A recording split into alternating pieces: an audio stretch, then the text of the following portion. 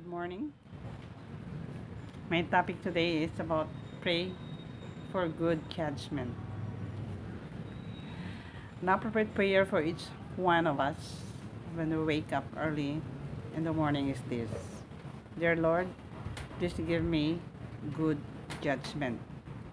And here, an appropriate prayer just to make us uh, rely on God for the many things that He has given us.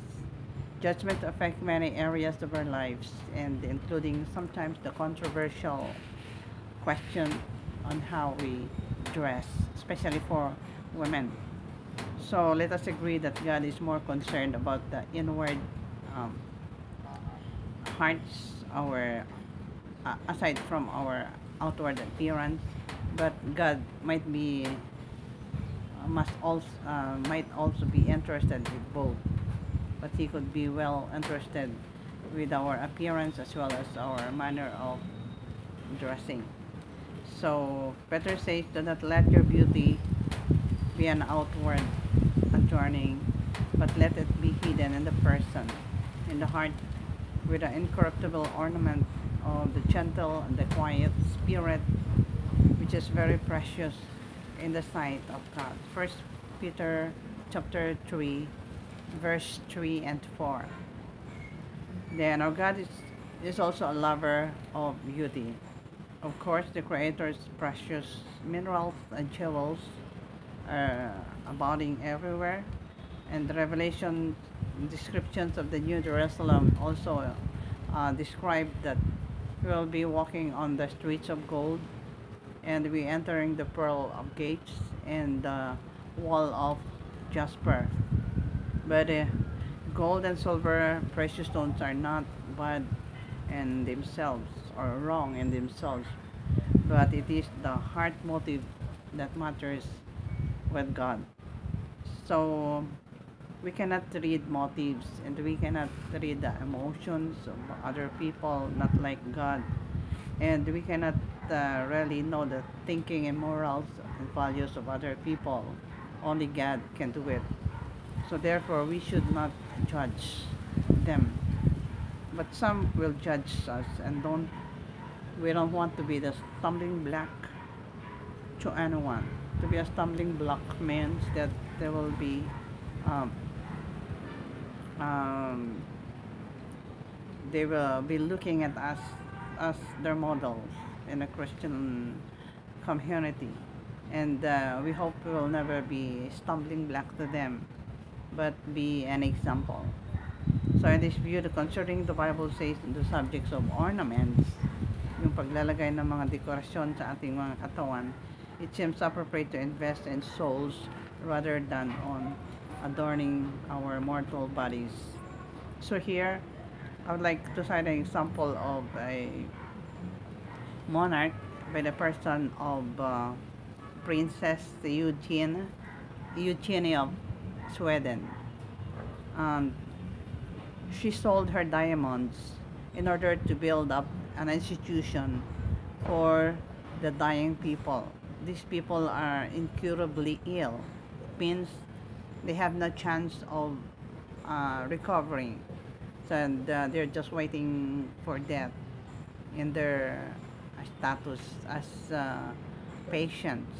So here, in one of her visit, he has uh, he had talked to a woman who was very wicked in her ways when she was in her active healthy life. But now she is sick and dying on that place, and the princess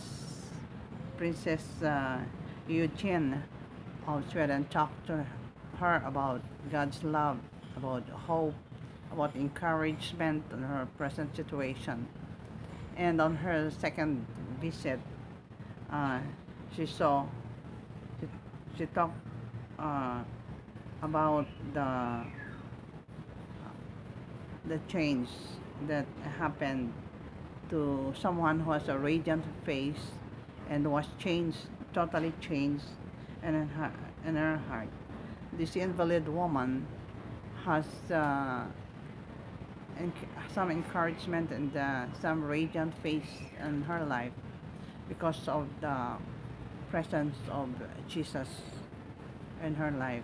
In spite of death that is coming, she don't care about it, and he is very overjoyed upon hearing that Jesus love for her.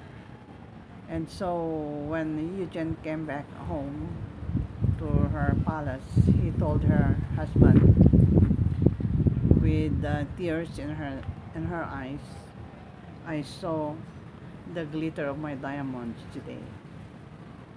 So that's how uh, judgment uh, has given her. He had judged people because of what they have done, but he told them about how great is God, who is willing to give us a hope and a future.